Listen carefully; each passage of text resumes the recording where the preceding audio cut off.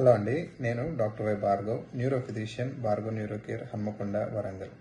నిన్న April 11 world Parkinson day జరుపుకున్నాం. ఈ సంవత్సరం యొక్క ముఖ్య ఉద్దేశం వచ్చేసి బ్రిడ్జింగ్ ది కేర్ గ్యాప్.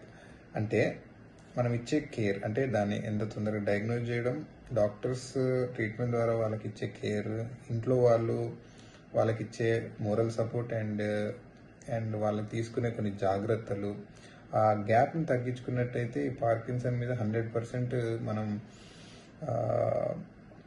పట్టు సాధించినట్టు. ఎందుకంటే ఈ పార్కిన్సన్ వ్యాధి వల్ల లైఫ్ ఎక్స్పెక్టెన్సీ ఏం మారదు, కానీ దాని నుంచి వచ్చే కాన్సిక్వెన్సెస్ ఉంటాయి. యూరినరీ ఇన్ఫెక్షన్స్ కానీ, రెస్పిరేటరీ ఇన్ఫెక్షన్స్ కానీ, సెప్సిస్ కానీ, బెడ్ సోర్స్ కానీ, సడన్గా ఇంట్లో నడుస్తూ అటు ఇటు ఏదైనా తట్టుకొని పడిపోవడం వల్ల, ఇంజురీస్ వల్ల కానీ ఇట్లా చనిపోయే అవకాశాలు ఎక్కువ ఉంటాయి. సో పార్కిన్సన్ ఎంత తొందరగా గుర్తిస్తే అంత మంచిది.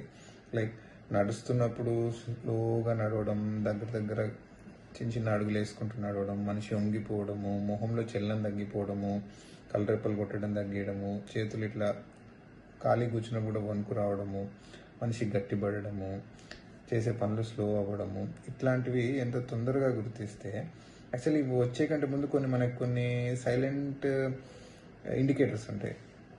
మనిషి కొద్దిగా డిప్రెషన్, యాంగ్జైటీ, కాన్స్టిపేషన్, మోషన్ ఇబ్బందులు, నిద్ర ఇబ్బందులు, ఇవన్నీ 6 months ముందు నుంచి స్టార్ట్ అవుతాయి. ఆ స్టేజ్లో కొద్దిగా కష్టం డయాగ్నోజ్ చేయడం. కానీ ఈ మోటార్ సిమ్టమ్స్, ఇట్లా వణుకు కానీ, మనిషి నిదానంగా ఆడడం కానీ, నడకలో మార్పు కానీ అర్లీగా గుర్తించినట్టయితే చాలా వరకు మనం దీని నుంచి అడ్వాన్స్ ఇన్వెస్టిగేషన్స్ కానీ, ట్రీట్మెంట్స్ చాలా ఉన్నాయి.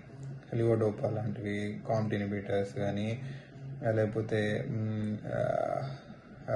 మావో ఇన్హిబిటర్స్ కానీ, అండ్ అడ్వాన్స్ ఇన్వెస్టిగేషన్స్ స్పెక్ట్ కానీ, లేకపోతే ఈవెన్ ట్రీట్మెంట్లో కూడా ఎపోమార్ఫిన్ ఆర్ డిబిఎస్ లాంటివి ఇచ్చుకోవడం వల్ల చాలా వరకు దీని నుంచి మనము ఈ సిమ్టమ్స్ తగ్గించుకునే వాళ్ళం అవుతాం.